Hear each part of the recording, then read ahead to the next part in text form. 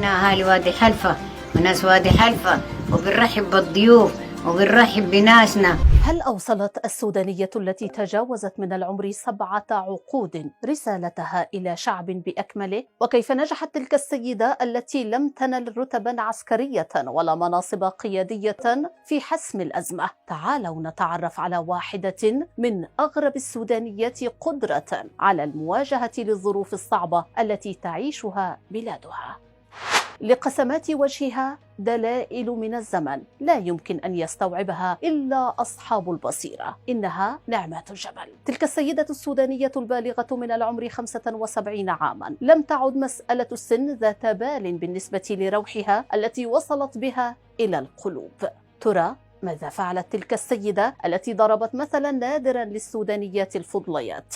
إنها صاحبة الفرن الطيني الذي أصبح مصدر الخير لهؤلاء النازحين الذين تعرضوا إلى أصعب أزمة إنسانية في بلد لم يستطع السياسيون فهم شعبهم ولا التفاعل مع مطالبه. قدمت نعمات الجبل القدوة المثلى. بشروق شمس كل صباح لا تعرف تلك السيدة متابعة القنوات الإخبارية المحلية أو العربية. النشرة الإخبارية الوحيدة التي تتابع بها أحوال بلدها هي واقع الشارع السوداني. تلك السبعينية التي قطعت على نفسها عهدا بمواصلة العطاء تتحرك على الفور بروح شابة فياضة بالنشاط. هي بحق أم السودانيين، الأشد حرصا عليهم من الساسة الذين أرادوا أزمة مواجهات يخشى السودانيون أن يطول أمدها. تجاوزت تلك المسنة كل ما يحدث بين قائد الجيش ورئيس المجلس السيادي السوداني البرهان وقائد قوات الدعم السريع حميدتي، وقررت أن تعيد للإنسانية معناها وسط هذا الصراع الذي أضر البسطاء من أبناء الشعب.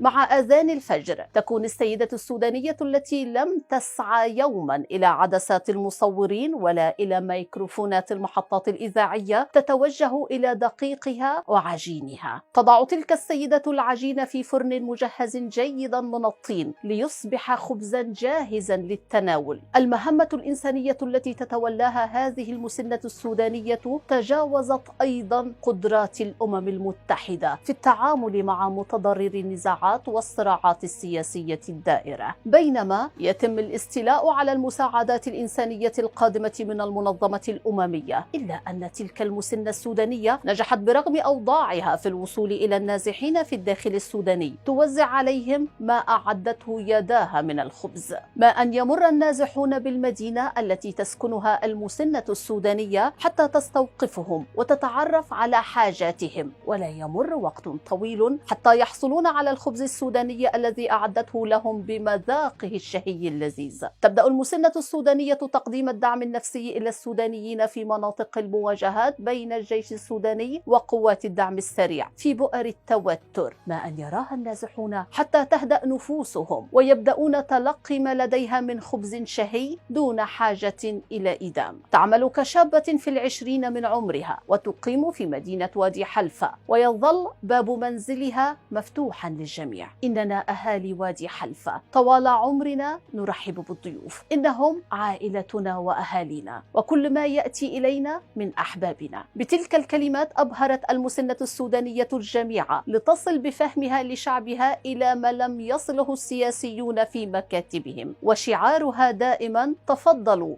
إن بيتنا لكم مفتوح.